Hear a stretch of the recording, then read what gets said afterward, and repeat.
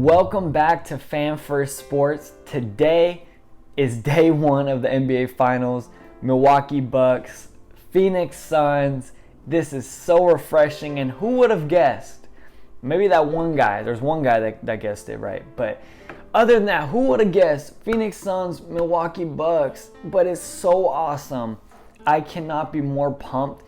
As much as I've loved LeBron James, as much as I've loved the Golden State Warriors dynasty and seeing greatness, this gives hope to so many other teams out there, the whole NBA, that anybody can transform their team, their city, and get to the NBA championship. And there's so many different storylines in here.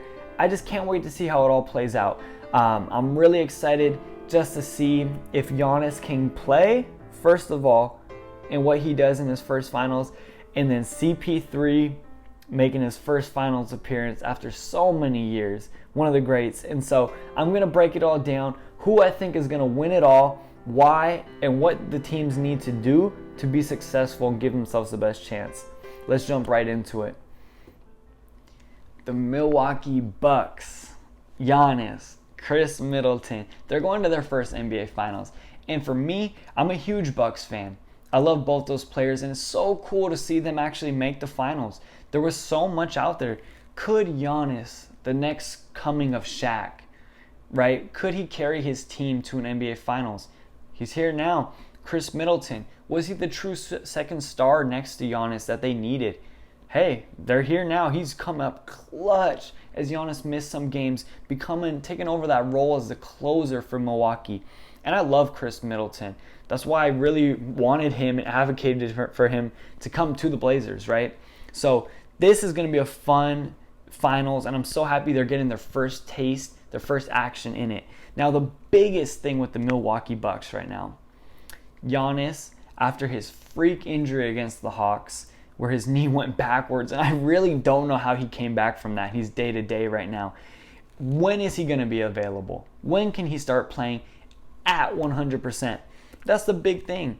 Giannis, he plays downhill, physical. He wants to move bodies out the way. And if you don't have him at 100%, my thinking if I'm Milwaukee is I hold out and wait until he's 100%. Hopefully that's like game 3. Now my thinking behind that is sometimes you have to lose the battle to win the war. They just closed out the Atlanta Hawks with Giannis out. I say take your chances and go down to Phoenix and try to steal one game. Then, if you do, or if you don't, you come back to Milwaukee. Now you have a healthy Giannis. The cavalry's here, and you can say, hey, this is like our pick-me-up. We're going to come in. Giannis is going to take over, and I think that's the best way to handle it. Now, one thing with the Bucks, to beat the Suns, they're going to have to do, because to me, the Suns are a very complete team. They have length, they have shooters, they have defense, they have ball movement, great coaching. They're not going to beat themselves, Phoenix. What the Bucks need to do, at least one thing I think is going to be the big key, is they're going to have to play small ball. Giannis is going to have to play the 5. And the biggest thing, they're going to have to take away that pick and roll. You cannot let CP3 and Devin Booker live in the mid-range and get to where they want. You need to be disruptive. You need PJ Tucker out there just causing havoc. You need to just get really aggressive on those two guys and let Phoenix beat you other ways. Let Jay Crowder take those threes. Kind of don't let Devin Booker and CP3 do what they want. If the Bucks can do that and Giannis keeps dominating, they have a really great chance to win this series. I believe it's going 6 or 7 games. But that's just some of the things. Really, the thing with the Bucks is Giannis' injury. What happens with that? When is he ready to go? Other than that, let's talk about the Suns and why I think they are going to win the finals. Okay, let's jump into it. The Phoenix Suns from the Valley. Wow. Who would have thought the Phoenix Suns would be here in the NBA Finals? I mean, just a couple years ago, they were the bottom feeders of the West, picking up young guns like Booker, DeAndre Ayton, and then in 1 year, one offseason, they get Chris Paul to come on over. And before you know it, they're completely ready. They kill the regular season. They're one of the best, most complete teams that is consistent. And now their playoff run, let me just get this straight. I understand there's injuries. But you're not going to put an asterisk next to this finals for the Phoenix Suns. They knocked off LeBron James, MVP Jokic, and then a little bit of Kawhi Leonard and Paul George. I don't care. You go through those teams, you are special. And it just seems like the Phoenix Suns have this swagger to them. And it feels like it's written that this is their year. And how great would it be for CP3? One of the Hall of Fame 2B point guards. He is amazing. I love everything about CP3's game. And this is going to be, I think, his first year. I think the Phoenix Suns win this in 6 to 7 games.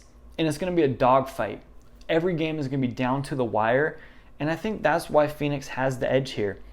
Like I said prior, Giannis is hurt. And not 100% really hurts Milwaukee's odds. But the thing about the Suns and how they play basketball, they don't beat themselves. They play so well. When you have the ball in CP3's hands, he's not going to make many mistakes. You can trust Devin Booker.